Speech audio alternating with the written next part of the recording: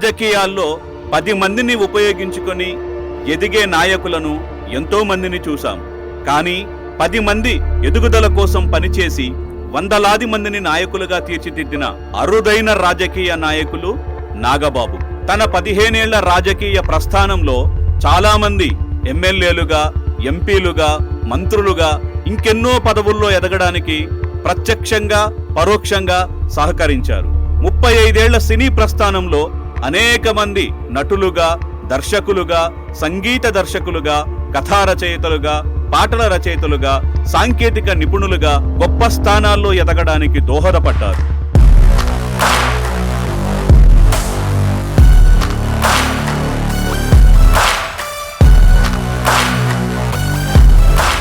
నాగబాబు అని ముద్దుగా పిలుచుకునే అభిమానులకు కొండంత అండ, జన సైనికులకు, వీర మహిళలకు బాధ్యతాయుతమైన బలం మెగా బ్రదర్ కొణిదెల నాగేంద్రబాబు. ఒక్క మాటలో చెప్పాలంటే మెగా కుటుంబానికి, మెగా అభిమానులకి వారధి ఆయన. మెగాస్టార్ చిరంజీవి గారికి ఇష్టమైన తమ్ముడిగా, పవర్ స్టార్ పవన్ కళ్యాణ్ గారికి అండగా ఉండే అన్నగా అందరికీ సుపరిచితం. రాజకీయ, సామాజిక అంశాలపై నాగబాబుకు ఉన్న పట్టు ఆయనను దగ్గరగా చూసేవారికి, ఆయనతో ప్రత్యక్షంగా మాట్లాడేవారికి అర్థమవుతుంది. జాతీయ, అంతర్జాతీయ రాజకీయ, సామాజిక అంశాలపై చాలా చక్కని అవగాహనతో విశ్లేషణ చేయగల సమర్థులు నాగబాబు.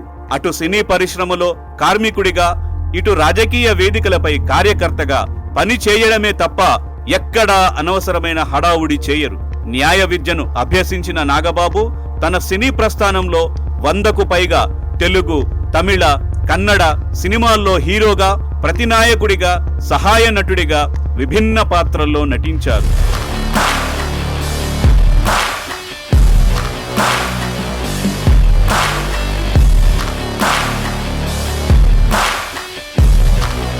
అంజనా ప్రొడక్షన్స్ చిత్ర పరిశ్రమ సంస్థ అధినేతగా ఆరెంజ్, స్టాలిన్, గుడుంబా శంకర్, బావగారు బాగున్నారా, ముగ్గురు మొనగాళ్లు, త్రినేత్రుడు, రుద్రవీణ తదితర చిత్రాలను నిర్మించారు. రాధాగోపాలం చిత్రానికి సహనిర్మాతగా వ్యవహరించారు. మెగాస్టార్ చిరంజీవి కథానాయకుడిగా నాగబాబు నిర్మించిన తొలి చిత్రం రుద్రవీణకు జాతీయ స్థాయిలో 3 అవార్డులు అందుకున్నారు. Nargis Dutt best feature film on national integration award, Rudraveena చిత్రానికి ఉత్తమ గాయకుడిగా ఎస్పి బాలసుబ్రహ్మణ్యం, ఉత్తమ సంగీత దర్శకుడిగా ఇళయరాజాకు జాతీయ స్థాయి అవార్డులు లభించాయి. రాష్ట్ర స్థాయిలో తృతీయ ఉత్తమ చిత్రంగా రుద్రవీణ నిలిచింది.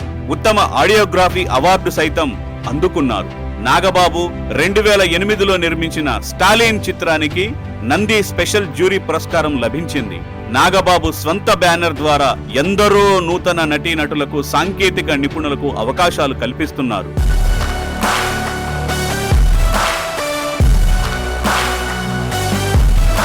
ప్రజారాజ్యం పార్టీతో రాజకీయ ప్రస్థానం ప్రారంభించిన నాగబాబు ఆ పార్టీలో క్రియాశీలకంగా పనిచేశారు.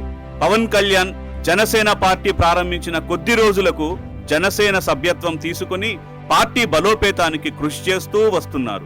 నాగబాబు ప్రస్తుతం జనసేన పార్టీ ప్రధాన కార్యదర్శిగా కొనసాగుతున్నారు. 2019 సార్వత్రిక ఎన్నికల్లో నరసాపురం పార్లమెంటు నియోజకవర్గం నుంచి లోక్సభ సభ్యుడిగా పోటీ చేసి 21.31% ఓట్లు సాధించారు.